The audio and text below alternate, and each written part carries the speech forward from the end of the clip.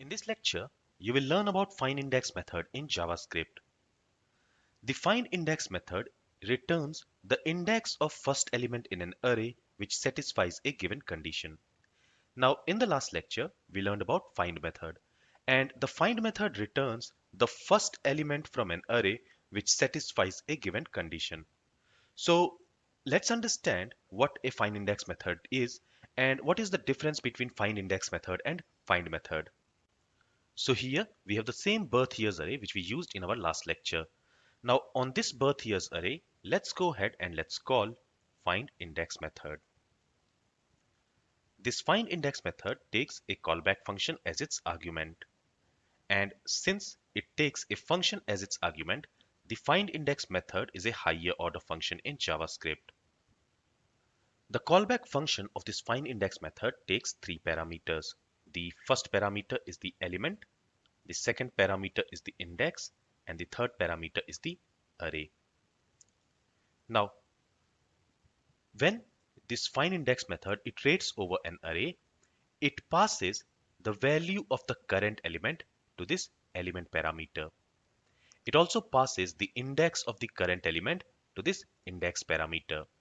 And it also passes the array on which it is iterating to this array parameter.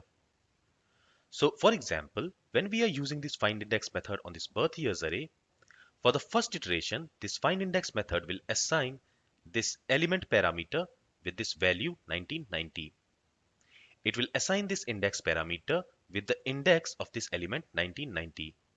And it will assign this array parameter with the array on which it is looping. So in this case, this birth years array. For the second iteration, this element 1989 will be assigned to this element parameter. The index of this 1989, which is 1 in this case, will be assigned to this index parameter. And again, this birth years array will be assigned to this array parameter. So in this way, for each iteration, this findIndex method will assign this element parameter with the current element. It will assign this index parameter with the index of the current element. And it will assign this array parameter with the array on which it is iterating over. Okay. And for each iteration, this findIndex method will also call this callback function. That means it will execute this callback function. Now inside this callback function, we need to write a condition. And based on that condition, this findIndex method will return a value. So let's say the condition is the value of element is greater than 2000. And then we also need to return it. Now here, when this findIndex method will start iterating over this birth years array, for the first iteration, it will assign this value 1990 to this element parameter. And in the body, we are checking if the value of this element is greater than 2000. So here 1990 is not greater than 2000. So again, it will start the next iteration. In the next iteration, 1989 will be assigned to this element parameter. And again, in the condition, it will check if 1989 is greater than 2000. So again, this condition will fail. Again, it will check. It will start next iteration. In the next iteration, 2007 will be assigned to this element parameter. And now 2007 is greater than 2000. So here, this findIndex method will immediately return the index of this element 2007. Okay. So remember that this findIndex method will return the index of the element which satisfies this condition. It will return the index of the first element which satisfies this condition. So let's go ahead and let's store it in a variable and let's call it maybe index. And let's go ahead and let's log this index in the developer console. Let's save the changes and you can see the index of this element 2007 has been logged here. So the index of this element is 2 and that has been logged here. That has been returned by this findIndex method and then we have logged it here. Okay, so the findIndex method returns the index of the first element of an array which satisfies the given condition. So in this case, this is the condition. Now let's go ahead and on this birth year array, let's call find method. And again, to this find method, we need to pass a callback function. And this callback function will receive the current element for each iteration. Now, inside this callback function also, we need to write a condition. So let's say the condition is again element greater than 2000. And then we need to use this return keyword as well.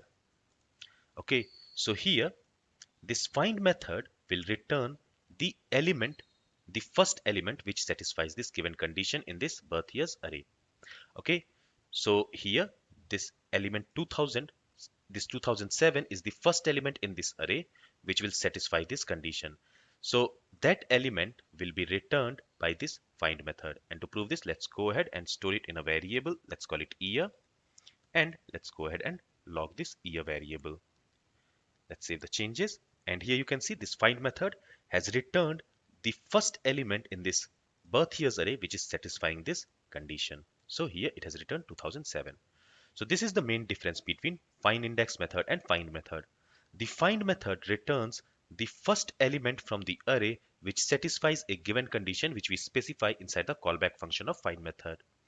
On the other hand, findIndex method returns the index of the first element in the array which satisfies the given condition, which we write inside the callback function of findIndex method.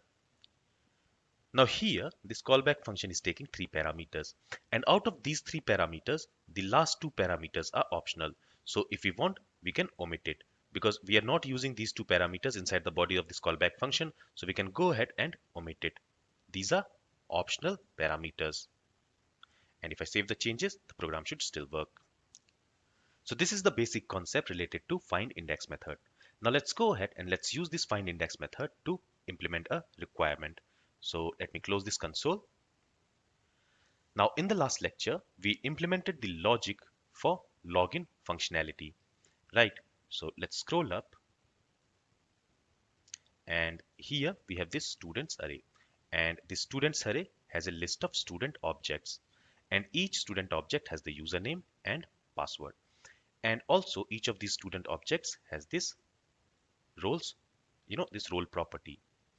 Now this John here, the first student here is John, and John is the admin. So if you can see, the role of John is admin.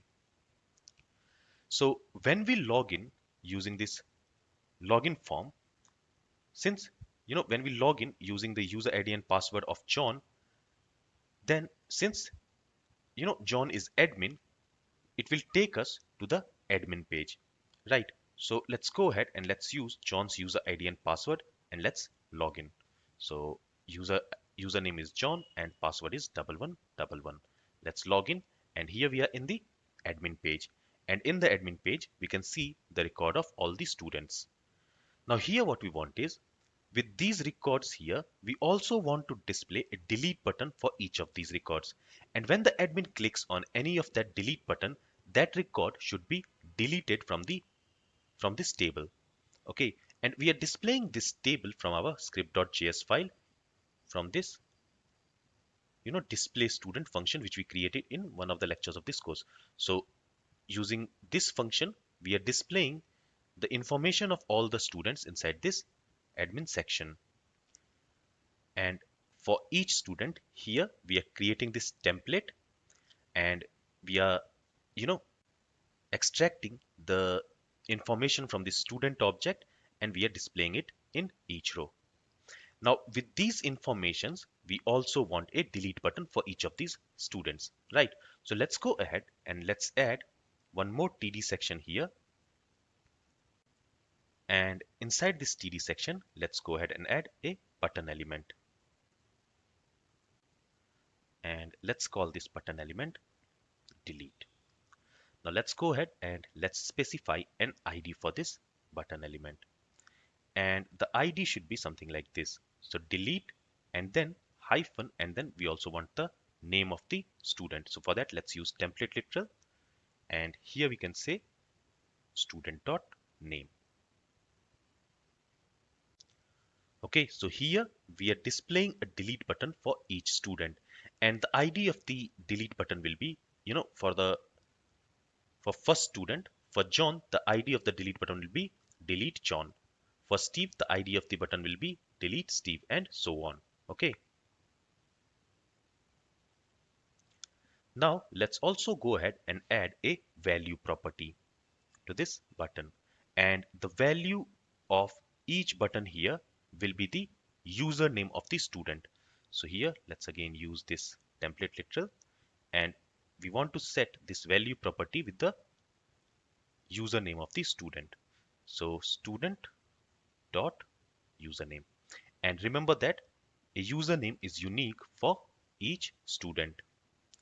Then let's also go ahead and let's specify a class property here for this button so that we can add some CSS for each of these buttons.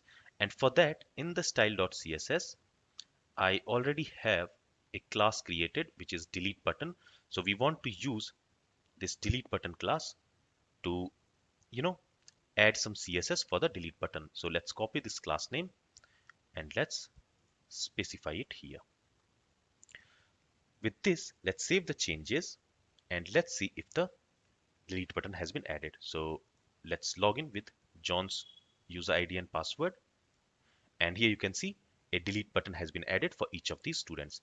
Now, whenever the admin clicks on the delete button for any one of these students, that student record should be deleted from this table, right? So let's say if I click on this delete button for Mary, then this record of Mary should be deleted from this table. Now, in order to do that, for each of these buttons, we will have to add an event listener, right? So inside this function, this display student function, as soon as this delete button is created for each student, we want to add an event listener on that delete button. Okay, so let's go ahead and let's do that. So after inserting this table row in the web page, let's also go ahead and add add an event listener on that button. So for that, let's first go ahead and access that delete button. So let's create a variable. Let's call it delete button. And to access this delete button, let's use the get element by ID method.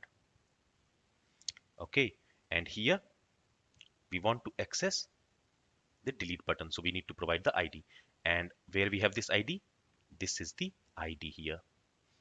Okay, so let's copy this and let's pass it here. And here, let's use this backticks because we are using the template literal here. Okay, so that's why I've used this backticks. Now, you might ask why we are adding this, why we are accessing this delete button and we are going to add this event listener inside this function. Let me first go ahead and add event listener on this delete button as well. Okay, and then I will explain. So let's add an event listener. And this should be listening to click event. And when this click event happens, we want to execute this event handler function. And from within this event handler function, let's call delete student function. Now we don't have this function yet, but we are going to create it. Okay, and to this delete student function, we are going to pass the value of the button. And what is the value of the button? The value of the button is going to be the username. Okay, so here let's say delete button dot value. Okay, so here we have added an event listener on this delete button. So on each of these delete buttons. All right, now you might ask why we are writing this inside this display student function. Why we are adding this event listener inside this display student function? Well, there are several reasons for that. But the main reason here is if I use it, if I, try to use it outside of this function, let's see what happens. Here, I will not have access to this student, right?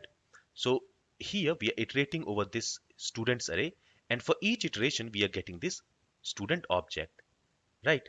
And using that we are creating an ID for this button, right? But if I use it outside of this function, then we will not have access to this student object, and that's why I'm writing it inside this display student function.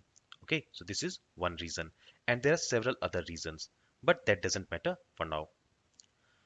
All right, so with this, we have added an event listener on each of these buttons. Now we need to create this delete student function. So let's go ahead and let's create this delete student function, maybe here. So let's use function keyword. Name of the function is delete student, and it is going to get the username in its parameter, right? So here we are passing the username. So the value of this delete button is username, right? So we are going to receive that username. All right. Now, from this array, we want to delete that student whose username matches the username which we are receiving for this delete student function. Okay. And how can we delete an element from the array? By using splice method, right? So we have learned that using splice method, we can delete an element in an array. And here we want to delete the element from this array whose username matches the username which we are receiving in the delete student function. And in order to do that, so in order to use the splice method to delete, an element from the students array, we need to get access to its index. All right, so from the students array, we want to delete the record where the username matches the username of the student matches the username which we are receiving here. So for that, we can use slice method. Now to this slice method, we need to pass an index. So the index from where we want to delete the element.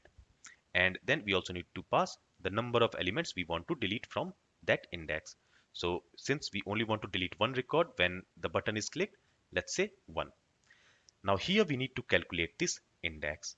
And to calculate this index, let's go ahead and let's use findIndex method. So let's create this variable index. And on this students array, let's call findIndex method. And to this, we need to pass a callback function. So here, let's use arrow function. So let's say for each iteration, we will receive the student object inside this std parameter. And here, let's check if the username which we have received for this function, if it matches the username of the student. So let's say std.username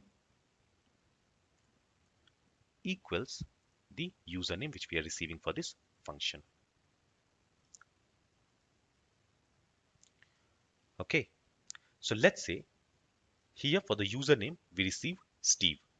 Okay, so for the first iteration, this student with this username Steve is at index 2. So for the first iteration, John will be passed. Here, this condition will fail because the username will not match this username.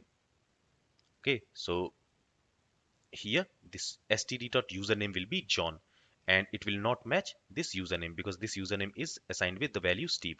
Okay, so here the condition will fail. Next iteration will start. In the next iteration, we have this object Steve and its username is Steve. So for the second iteration, the username which we are receiving inside this function is going to match with the username of the student. So this condition is going to return true, and since this condition is satisfying, the index of this element, so this second element will be returned. Okay, that means this element is at index 1, so 1 will be returned. Okay, so in this way we have calculated the index and we have passed it to this slice method. Now this slice method will delete this Steve student object from this students array. So we have learned that slice method updates the original array. That means from this students array, Steve will be deleted, and now this student array will only have 4 elements, right? And now we are again going to call this display students function so that it will display only 4 students now in the web page. Okay, so let's call display students and let's pass this students array. And remember that now this students array only has 4 elements. Now when we are calling this display students function, it is going to add those 4 students which we have inside this students array in the web page. But the previous 5 students will also be, it will also be visible there because the web page will retain its previous state. And to avoid that, we need to first clear the table. We have already done that in one of the lectures of this course. So for that, we are adding these student records inside this section. So inside this tbody section, right? And we are accessing this tbody section somewhere here. So here we have this tbody section. So let's copy this. Let's scroll down again. And here, let's set the inner HTML of this tbody to empty string. And with this, now this delete button functionality should be working. So let's go ahead and let's save the changes. Let's log in with John's ID because John is the admin here. And let's click on one of these delete buttons. So let's say I want to delete this record for Mary. Let's click on this delete button and nothing is happening. Let's check why is that. Let's go to console. So there is no error here. Save the changes. Let's log in again.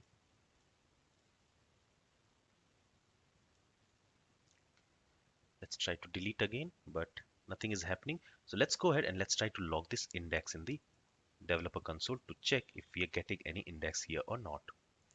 So let's log this index. Okay.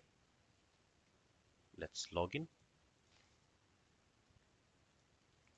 Let's open this developer console and let's click on this delete button. So it is returning the index. So we are getting this index. Okay, all right. So this should be splice method and not slice method. Okay. We have learned that the slice method does not update the original array, but the splice method does. Okay, so this should be splice method and not slice method. So I think this was the mistake. Let's save the changes now. Let's log in again. So John 1111. Let's log in. Let's click on this delete button. And you can see Mary record has been deleted. Let's try to delete Sarah's record. So if I click on this delete button, Sarah's record is also deleted. Let's try to delete this Steve. So click on this delete button and Steve is also deleted. So now this delete button is working as expected. All right. So this is all from this lecture. Thank you for listening and have a great day.